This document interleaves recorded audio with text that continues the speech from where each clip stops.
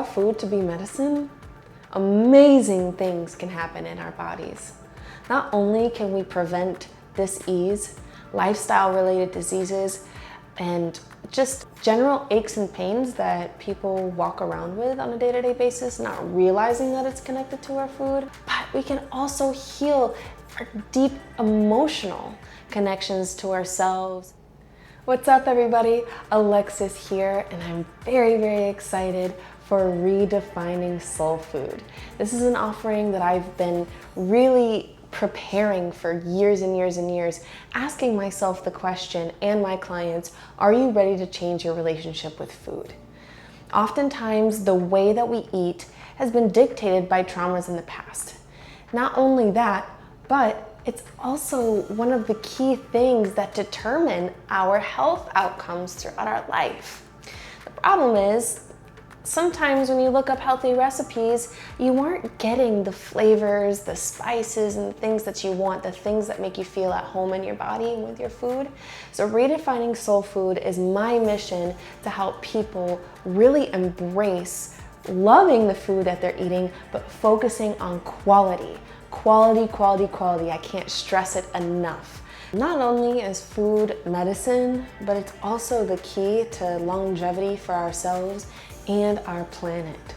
As we continue to grow as a species, it is absolutely imperative that we become aware of what goes into creating the foods that we're eating on a regular basis. We need to break down the entire process and ask ourselves, is this sustainable long-term for the planet, for our species, and for the other animals that are involved? The way that we eat, is it doing good for the planet, or is it doing bad for the planet? Is it doing good for our bodies, or is it doing bad for our bodies? These are really, really imperative questions to ask because they go hand in hand. Climate justice and food justice are one in the same.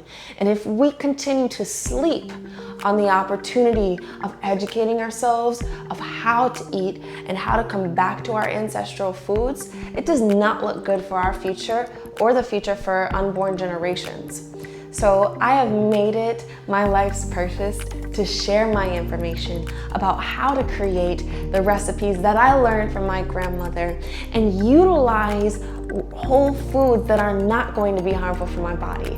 I recently come across this quote that says it's not about counting calories, it's about counting chemicals. Because let's be realistic, when you turn around the label, what do you see? Right? What do you see?